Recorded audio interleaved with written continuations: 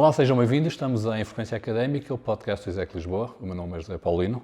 Hoje vou falar com o Bruno Monteiro, secretário da direção da UPOP e também ex-aluno, concluiu aqui a licenciatura em Ótica e Optometria. Bem-vindo, obrigado por aceitar este nosso convite. Obrigado, eu.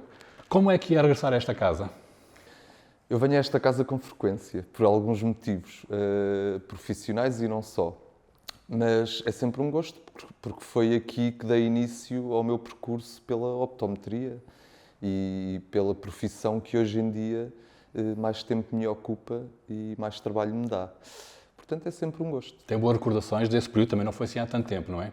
Não foi há muito tempo. Tenho muito boas recordações. Confesso que no primeiro ano pensei o que é que eu estou a fazer neste curso. Muitas matemáticas, muitas físicas, nada, ou muito pouca coisa relacionada com saúde e em específico saúde ocular, que era o que mais me trazia para aqui. Mas também penso que é uma sensação generalizada em quase todos os cursos. A partir do primeiro ano, ou a partir do segundo semestre do primeiro ano, o panorama mudou um bocadinho.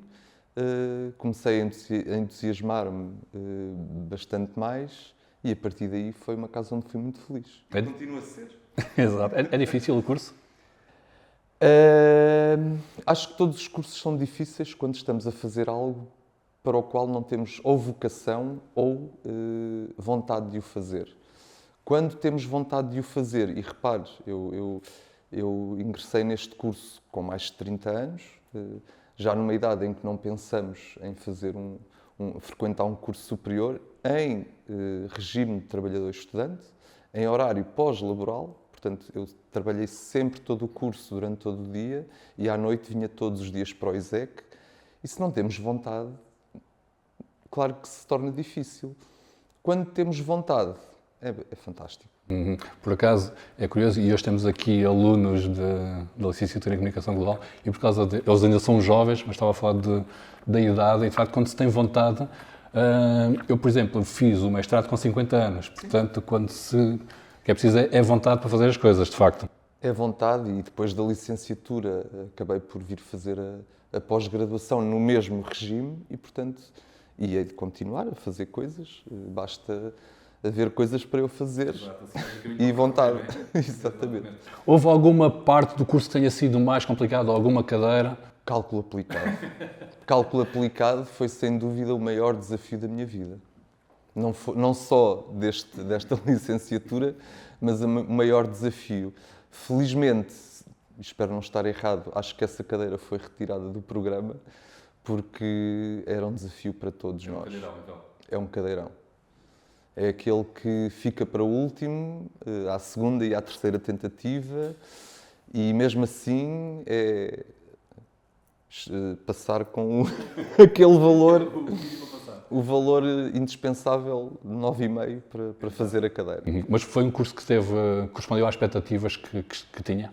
Sim, correspondeu, até porque tem uma vertente muito prática. Felizmente o ISEC está muito bem equipado em termos de gabinetes, de material de optometria, e isso foi uma grande vantagem. Qual é que foi a melhor parte de estudar aqui? Os colegas, os professores, o ambiente? O ambiente, essencialmente o ambiente. Os professores, porque alguns deles e outros que ainda não o eram, mas passaram a ser depois disso, uma grande referência para mim. Um dos professores é quase o meu mentor na optometria. Foi muitas vezes graças à paixão que eu via que ele aplicava a esta profissão que eu fui procurar o mesmo. O professor Henrique Nascimento. Ele deu-me aulas há muitos anos na Associação Nacional dos Ópticos e desde esse momento que eu seguia o percurso dele. E sempre foi uma inspiração para mim.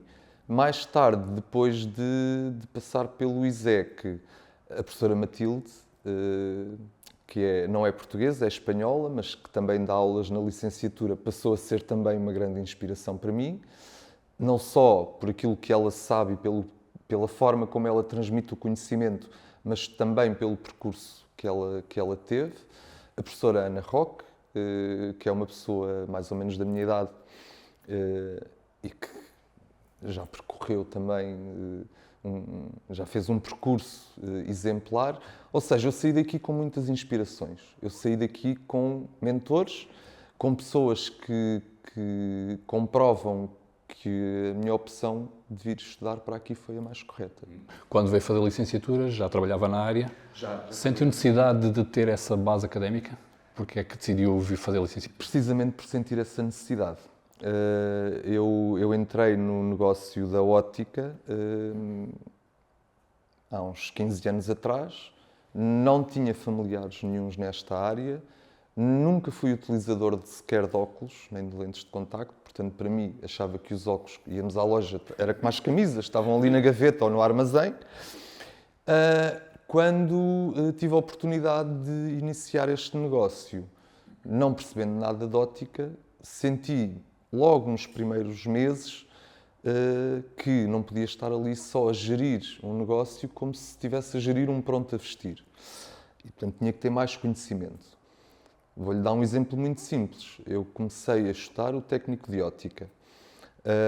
E eu fui fazer o curso de técnico de ótica porque não percebia porque é que os meus funcionários destruíam lentes na oficina ou porque é que partiam uma armação a montar uns óculos, não é? Isso para mim representava prejuízo. E não percebia porque é que isso acontecia. E eu disse, não, eu tenho que perceber porque é que isto acontece. E então transformei-me, fui estudar técnico de ótica para saber o que é que eles passavam na oficina. E a optometria foi um bocadinho no mesmo sentido.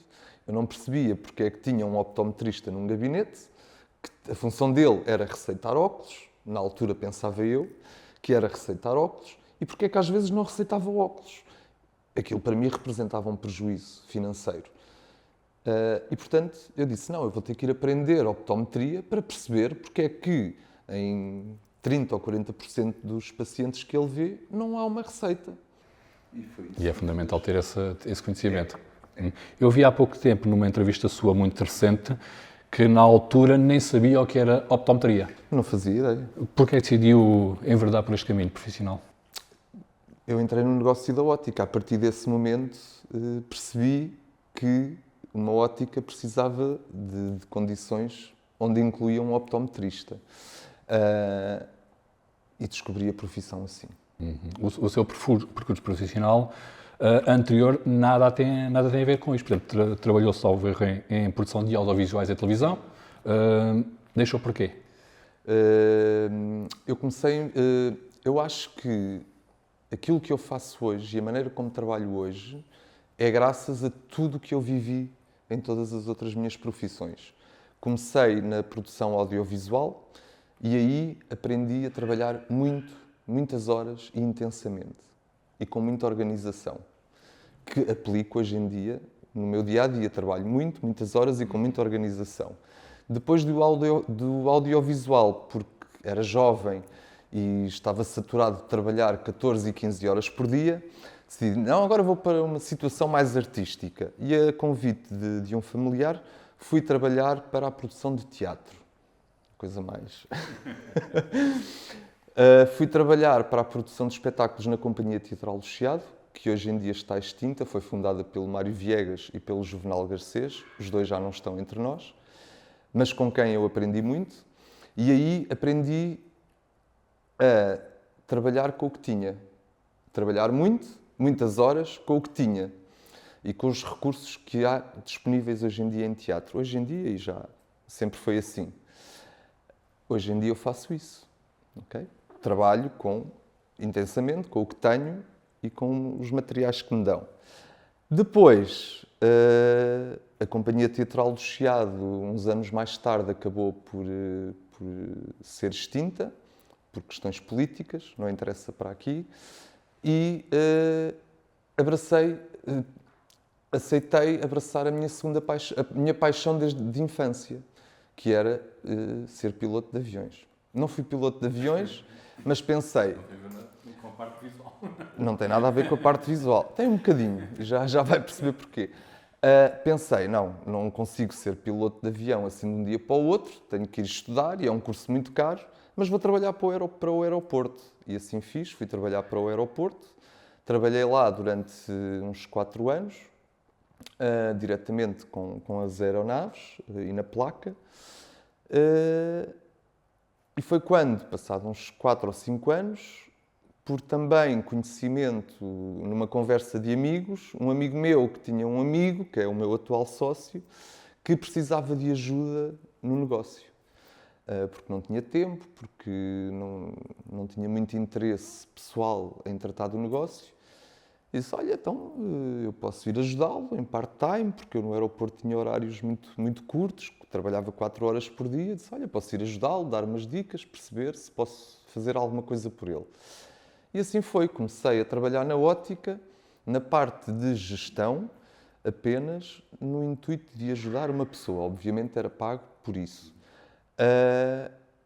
Mais tarde, numa conversa com o meu atual sócio, ele disse, eu precisava era de um sócio como tu.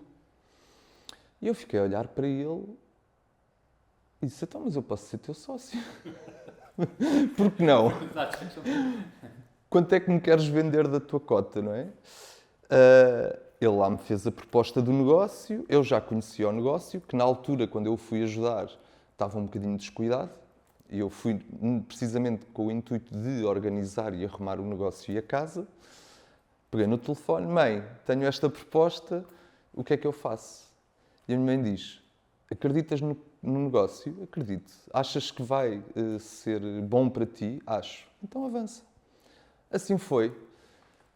A partir desse dia pedi licença sem vencimento à TAP, empresa para quem eu trabalhava. Foi-me concedido 2 anos de licença sem vencimento.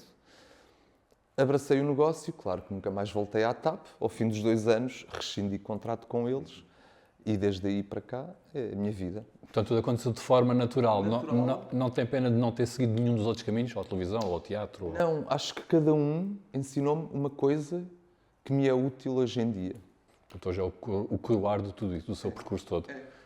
E o pop? Como é que se chega ao pop? Como é que se chega ao pop? Porque, mais uma vez optometrista, percebi que há muita coisa para fazer. E por haver muita coisa para fazer, e porque recebi um convite por parte, na altura, do atual presidente, do Dr. Henrique Nascimento, decidi aceitar na expectativa de poder ajudar a optometria em geral. Nunca pensei em envolver-me ao nível que estou envolvido hoje em dia. O que é certo é que, uma vez mais, tomei a decisão certa em aceitar. Atenção que não é um trabalho, porque nenhum de nós é pago para desempenhar ali nenhuma função. Faço por paixão, envolvo-me, como em tudo, dos pés à cabeça, até que a situação seja importante e saudável para ambas as partes. E foi assim que cheguei ao pop, por convite e porque acho que posso dar alguma coisa à optometria a nível nacional. Para quem não está tão familiarizado, qual é que é o papel e a importância do pop? O POP, bem, o POP é a União Profissional dos Ópticos e Optometristas em Portugal. Foi fundada há 46 anos pelos primeiros optometristas portugueses. Foi a responsável por todos os cursos e licenciaturas que existem atualmente em Portugal. Aqui mesmo no ISEC foi a POP que motivou a instituição, o ISEC, a criar esta licenciatura na Universidade do Minho, na Beira Interior. Enfim, tudo o que está relacionado com a optometria foi motivado pela UPOP. Hoje em dia, o principal desafio que temos é a regulamentação da profissão, um assunto que já vem sendo discutido há vários anos e que não acontece única e exclusivamente por vontade política, não por vontade da UPOP ou de outra associação qualquer ou de algum grupo de profissionais, não. Não é por falta de vontade da nossa parte, mas por falta de vontade política. Já estivemos à beira de a conseguir, entretanto o governo cai, vêm novos ministros, começa tudo de novo e andamos nisto, de governo em governo, a tentar que em algum dos governos haja tempo e agenda política para que isto se resolva. E a defesa intransigente, e acho que esse é o principal papel da UPOP, a defesa intransigente dos optometristas portugueses. Independentemente de sermos regulamentados ou não. Temos que ter uma instituição que dê a cara por nós, que nos salvaguarde e que nos defenda no mercado, onde nós já estamos inseridos há tantos anos. Exatamente. Como é que estamos de saúde ocular em Portugal? Ora bem, saúde ocular em Portugal. Eu diria que poderíamos estar muito melhor se, uma vez mais, os políticos se lembrassem que existem optometristas. Eles lembram-se, mas só para algumas coisas. Poderíamos estar na linha da frente da saúde ocular em Portugal, acabar com as listas de espera em termos de serviços de oftalmologia e a nível hospitalar, porque há imensa gente, imensos doentes à espera de uma consulta de oftalmologia porque não veem bem, e só não veem bem porque não têm os óculos adequados. E essa é a nossa função. E, portanto, as filas de espera existem porque, se calhar, metade ou mais de metade das pessoas que estão à espera de consulta é para receitar uns óculos. E um oftalmologista, um médico oftalmologista, tal como o nome indica, deve ser para tratar e detectar e precaver doenças. Receitar um óculo é física, não é? Daí o nosso curso ter tanta física, tanta matemática. Isto é física. Não tratamos patologias e aí sim é que têm que existir os médicos oftalmologistas para tratarem as patologias. Portanto, essencialmente, acho que é essa a questão e a função da UPOP no meio disto tudo. Nota-se da parte do cidadão comum uma maior preocupação atual em procurar resolver, aliás, não quanto ao problema, mas antecipar o problema. Por exemplo, as crianças, é normal irem a consultas? Não. Não. As pessoas vão às consultas quando já não podem mais. Quando percebem que alguma coisa está O que errada. pode fazer para alterar isso? Campanhas de sensibilização, essencialmente, e nós, a UPOP, temos feito. Atualmente, num dos projetos que eu estou a agilizar dentro da UPOP, que é as redes sociais, um dos tipos de publicações que tentamos fazer é precisamente de sensibilização, porque não são só optometristas que vão às redes sociais da UPOP, não é?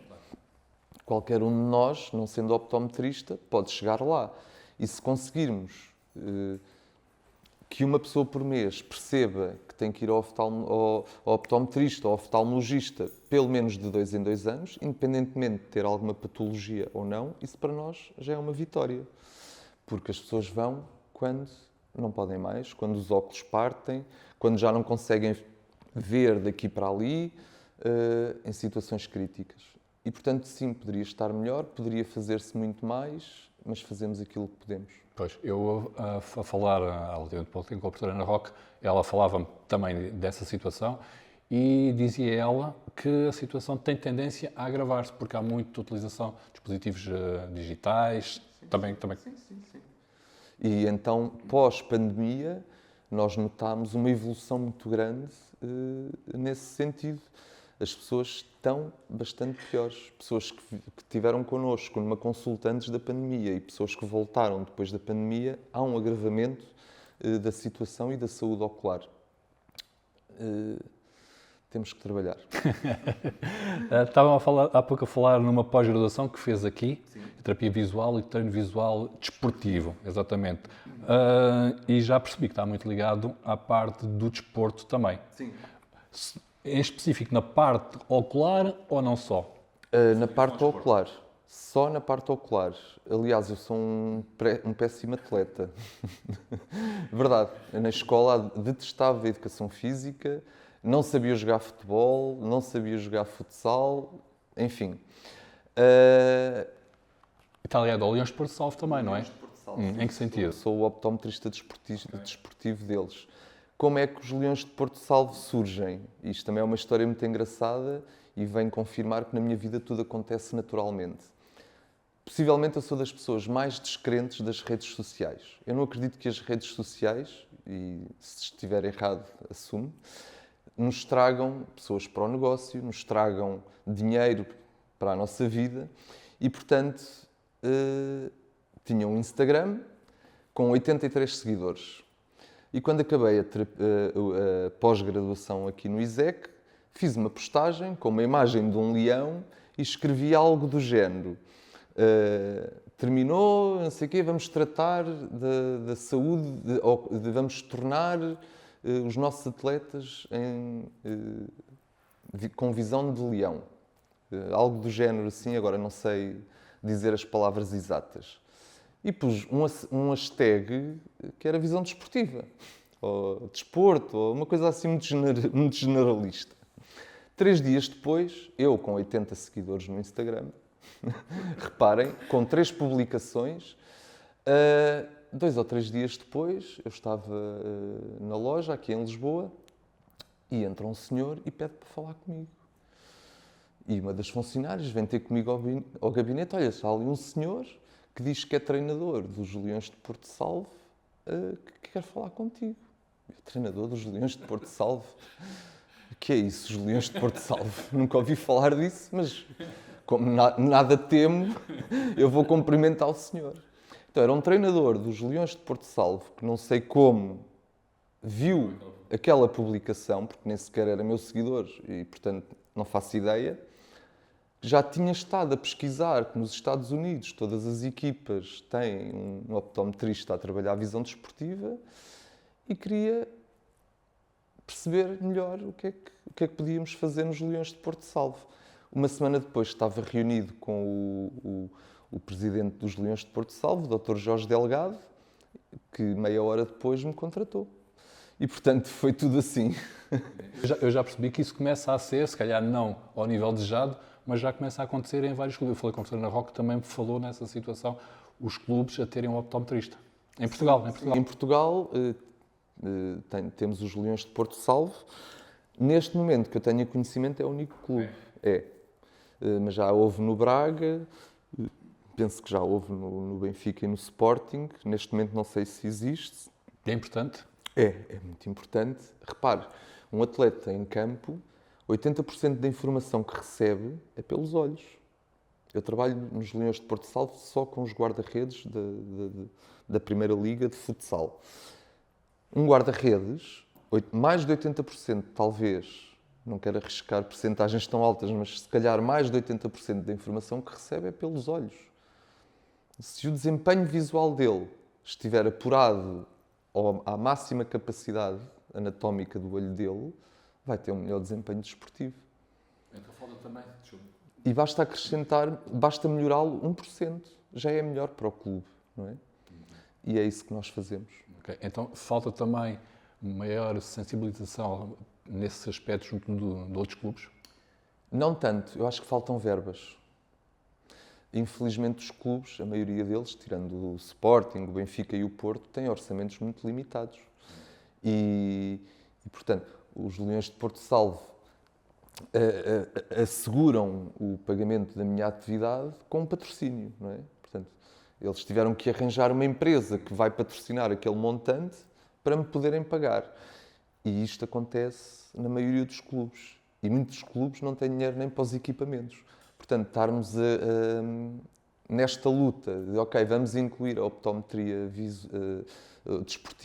desportiva no treino de um jogador, implica custos. E ao implicar custos é a nossa maior barreira. Pois, exatamente.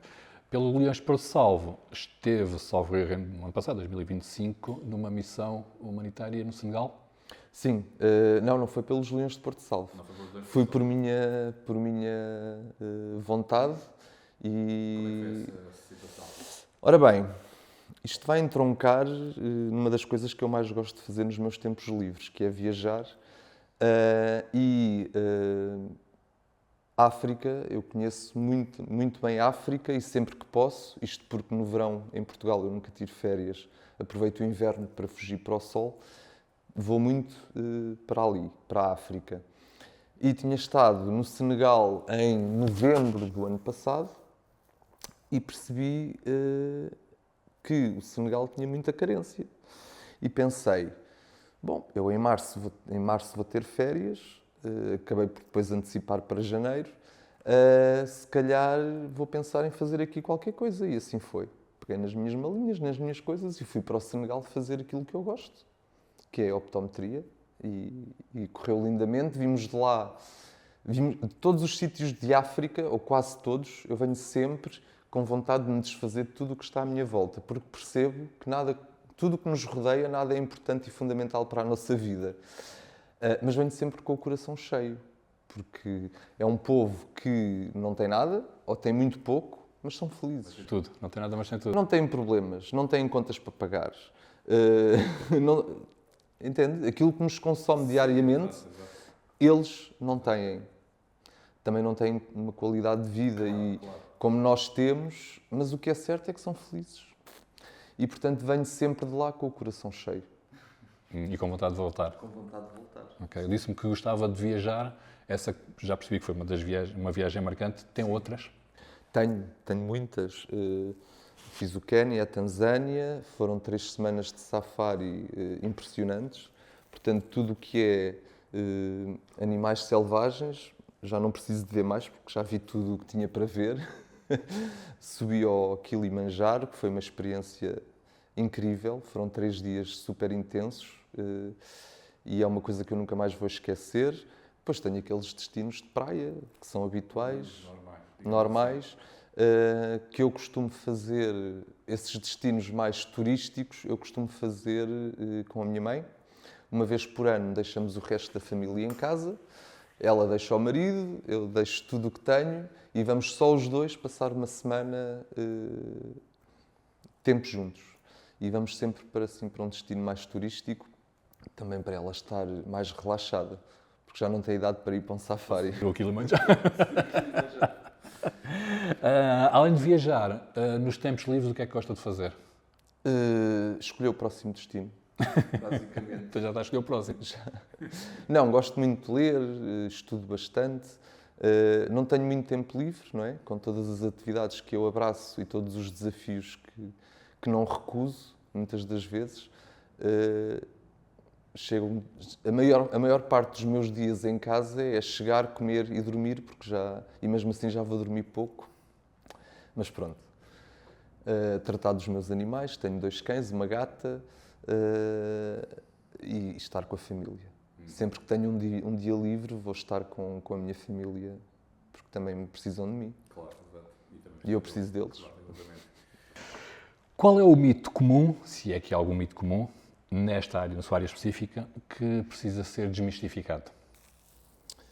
Um mito. Essa é difícil. Um mito. Eu não diria muito bem mitos. Na minha opinião, não há muitos mitos. Depois há muitos mitos na ótica do paciente e na ótica das pessoas que nos consultam, que vêm com ideias pré-concebidas do que é melhor ou pior para a saúde ocular deles. Eu acho que o maior mito para a optometria em Portugal, e penso que seja isso que se está a referir, é precisamente a regulamentação. Será que a regulamentação é fundamental? Será que é bom para os optometristas existir? Acho que há muitas opiniões. Eu não quero partilhar a minha enquanto estiver na UPOP, tá bem? A desempenhar as funções de secretário da direção, porque ali tenho uma missão e tenho que a cumprir, seja essa a minha opinião ou não. Mas é um mito e que todos nós, optometristas, temos que pensar nele. Que conselho daria a quem está a começar agora a sua carreira neste... A começar a carreira ou o percurso académico? Podemos voltar mais para trás, sim, um bocadinho, e o percurso académico, incluiria o percurso académico. Cheguem ao fim do primeiro semestre. A partir daí é uma maravilha. E passem a cadeira de... Não, acho que já não existe. Foi retirada, felizmente. Já liberaram o problema. Já. E qual é o melhor conselho que já recebeu? O melhor conselho em termos profissionais? Pode ser profissionais ou académicos, uma vez estamos a falar das duas áreas, podemos juntar as duas. O melhor conselho de alguém que eu já recebi é o conselho da minha mãe. Se achas que é bom para ti, segue em frente. Não olhes para trás. Para a frente é que é o caminho. Exato. A inteligência artificial é um poderoso aliado ou pode ser um risco também? Em relação a isso, eu acho que poderá ser um aliado, por uma razão muito simples. Pode-nos poupar imenso tempo. Não dispensa o nosso trabalho, nem na nossa área, espero que em nenhuma área profissional, mas pode-nos poupar tempo e libertar-nos tempo para tratarmos mais pessoas, para atendermos mais pacientes, para ajudarmos mais. Portanto, não se deve temer que daqui por uns anos possamos ficar todos desempregados porque as máquinas é que vão fazer tudo. Isso até poderia ser uma excelente ideia. Você já imaginou não ter nada para fazer e ter uma máquina a ganhar dinheiro para pagar as suas contas? Assim, haja Passar a vida a viajar e ter uma máquina lá em casa que está a depositar dinheiro na sua conta? Não era mal visto, não era mal visto.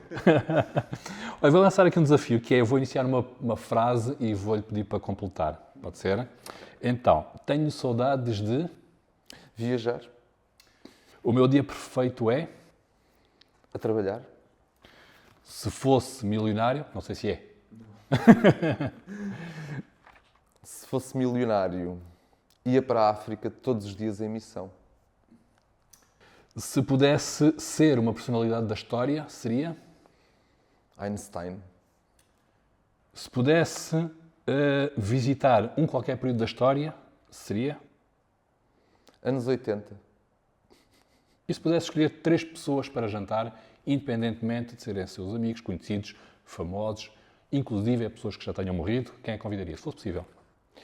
Eu ia principalmente para as que já morreram e que eu conheci e que me deixam saudades, que é o Juvenal Garcês, um primo meu que perdi quando era muito jovem, e ele também muito jovem, e dos vivos, a minha mãe. Há pouco andámos um bocadinho para trás, falou-me que queria ser piloto. Sim. Exato. Ainda hei de ser. Ainda não perdi a vontade. Essa verdadeira vontade, mas isso é louvável. Repare, eu fui comprar cota de uma empresa que tem sede em Ponte Sor, onde está fundada uma escola e tem lá um aeródromo. Exato. Nós não devemos desistir, também concordo, nós devemos desistir dos nossos sonhos. Voltando então, parece período mais antigo, não? É meia dúzia de anos, digamos assim. Tem boas recordações da sua infância? Tenho muito boas recordações da minha infância. Tenho algumas más. O que é que vem logo à memória quando pensa na sua infância? Não ter que acordar cedo para trabalhar, por exemplo, e ter uma vida sem preocupações. Felizmente, principalmente a minha mãe permitiu isso, com muito trabalho e muito esforço, deu-me uma vida sem grandes preocupações, até me tornar adulto. E, portanto, isso é o que eu tenho mais saudades. Não ter preocupações. Mas desde aquela altura de brincar na rua, ou já não? Sim, ainda sou dessa altura. Tablets, menos telemóveis, menos essas coisas todas. Okay.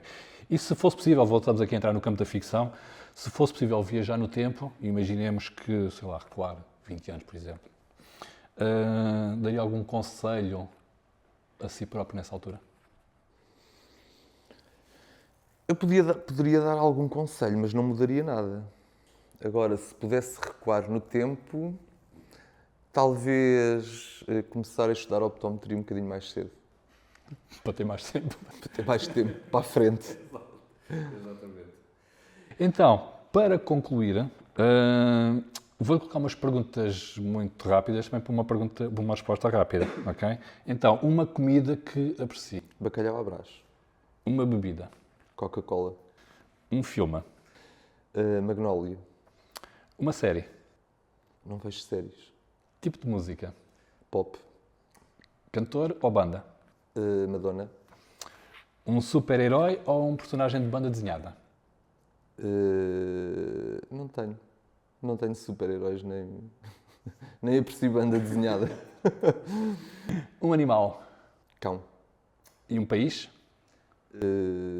Um continente, África. Uma cidade? Uma cidade, Lisboa. Estação do ano preferida? Verão. Praia ou campo? Praia. Cinema ou teatro? Teatro. O que o deixa bem disposto? Estar com os amigos. E o que lhe faz perder a paciência? Eu ia dizer, mas não posso. A falta de inteligência de pessoas que lidam às vezes comigo faz-me perder a paciência. Obrigado, foi um prazer. Obrigado também a quem nos acompanhou.